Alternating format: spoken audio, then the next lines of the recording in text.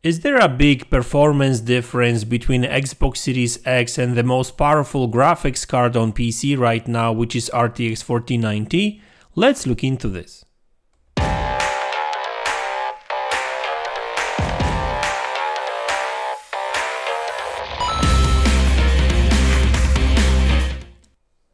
Hey guys, welcome back to the channel. So today I would like to talk about Xbox Series X, its performance, and RTX 4090, so the most powerful graphics card on PC right now, and I would like to talk about the difference when it comes to performance, because the difference is significant, and I would even say that I'm kind of surprised really, but that will lead me to talk about some, future of consoles really as well. So the RTX 4090 benchmarks are finally out, and yeah, we kind of know what's the average and how games actually run on this console. And I'll be actually focusing mainly on the rasterized performance. I'm not really going to be even talking about like DLSS boost in terms of performance, etc., etc. I'm talking about just rasterized difference, so which is significant anyway. And in order to compare a console to a graphics card, we would have to figure out what's the equivalent graphics card on PC when it comes to Xbox Series X and PlayStation 5, I guess, because these two are quite similar when it comes to performance. There's like 20% difference, I would say, right? And I would say that we talk about RTX 2080 or RTX 3060 Ti maybe level of performance. Let's stick to RTX 3060 Ti level of performance, I would say. So that's Xbox Series X, and maybe PlayStation 5 would be RTX 3060, right? So now with that said, we can actually check what's the difference between like RTX 3060 Ti or 3060 and RTX 4090, right? And what's the sort of performance differences, because we've got benchmarks. And obviously this is not like accurate, like 100% accurate. I'm just talking about it just to give you a glimpse, an idea what sort of performance difference we're talking about here, right? I'm not going to be counting frames per se. It's more about like an overview, and this is just to show you guys, just to tell you what sort of huge difference we're talking about here. So I'm looking at some benchmarks that a Gamer Nexus actually ran 2 days ago, and well, results are quite staggering, to be honest with you, because like I'm looking at RTX 3060 graphics card, which offers like 30 frames per second in Total War Warhammer 3 at 4K, high settings and that kind of stuff, like no DLS, nothing like that, and it runs this game at like 28 frames per second. So 3060 Ti would probably offer like a couple of frames more, so 30, let's just say 35 for the sake of the this video, and so that's like 30 few frames per second. And then we look at RTX 4090s with stock clocks and stuff, 124 frames per second, so 35 versus 124. That gives you that sort of difference we're talking about here. So we're talking about like at least 4 times better performance, right, in 4K. Because mind you, like, some people talk about 1080p performance, but in many cases, these 1080p benchmarks, you will be CPU limited, so that makes no sense. And if you actually buy such console or card, you would want to play games at high resolutions like 4K and stuff, right? So imagine 4K 120 frames per second on RTX 4090. That's possible in Warhammer 3. So obviously that's not really sort of like an action game. So let's look at some other benchmarks, and for example, Rise of Tomb Raider is another example where these differences are massive, because we're looking at a difference of, well, significant. So 3060 again, 3060, 2070, these kind of level of graphics cards offer around 55 frames per second, like 40 something, right? And RTX 4090, 200, right? So let's give them some extra here, like let's say 50 frames per second, right? Something about that. We're talking about like 4 times better performance again in 4K, an action game, Tomb Raider, right? So that's 4K, ultra settings and everything. By the way, you will find the link in the description below to these benchmarks. So that's high settings 4K, DirectX 12, by the way. That's actually quite important because you just get better performance, generally speaking. Then another game. So for example, I'm looking at Formula 1 2022. That's 4K ultra settings, DirectX 12, and again 3060 offers around 50 frames per second. So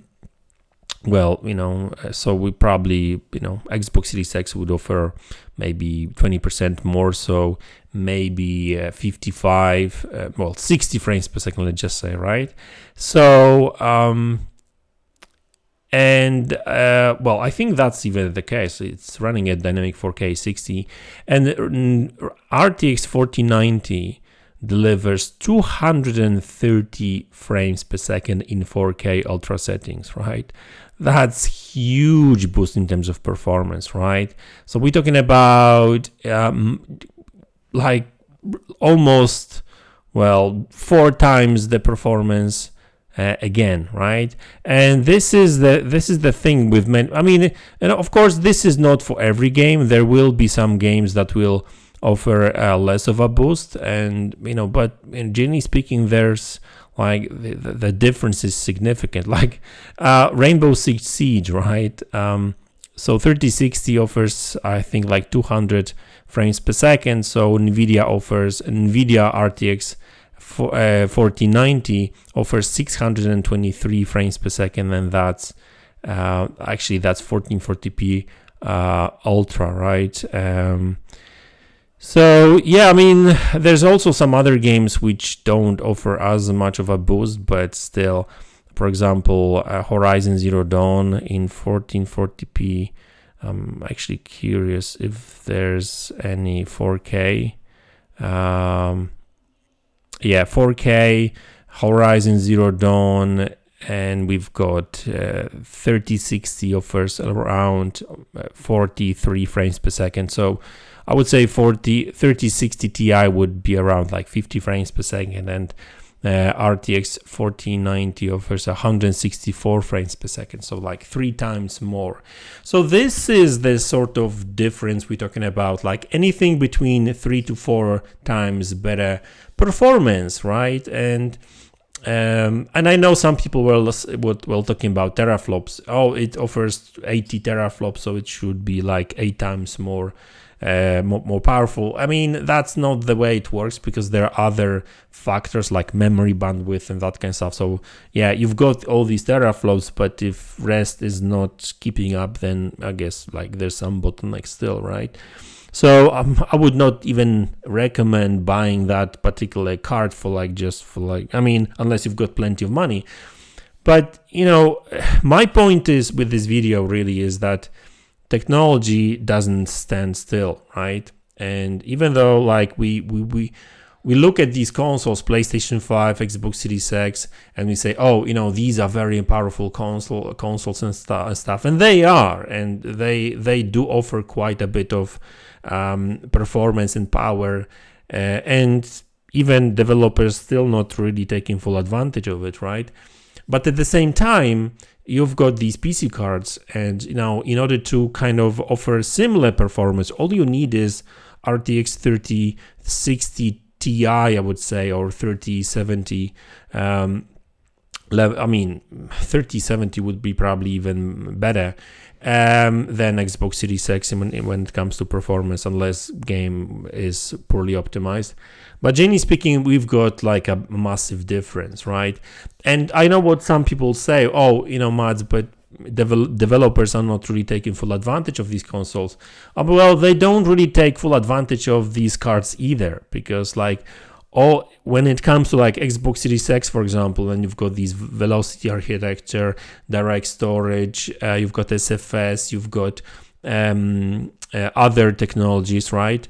I mean, most of these technologies are available on these graphics cards as well, and they are not being used either.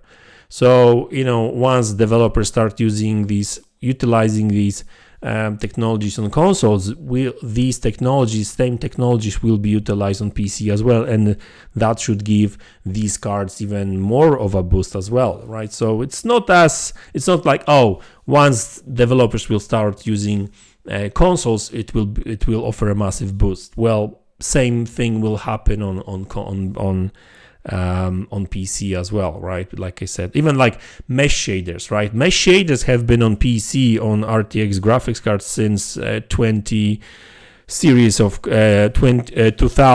RTX 2000 series of cards. So since like 2018, I want to say, right? So yeah, that's the thing. So yeah, it's kind of cool to see how that goes, and that's why I'm kind of an opinion that like sooner or later we will get these upgraded consoles.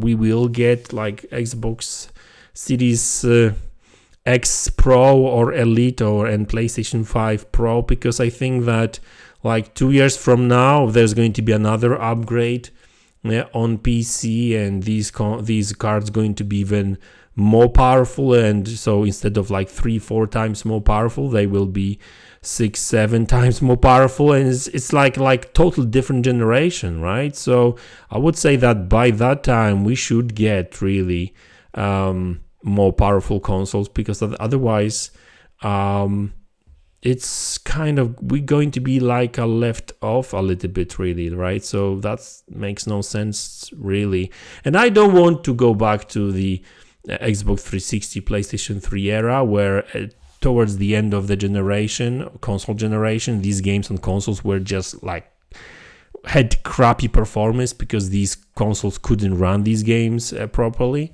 while on PC they were like totally different games. So I don't want to be in that spot, to be honest with you, right? I mean, yes, some will say, oh, just play on PC.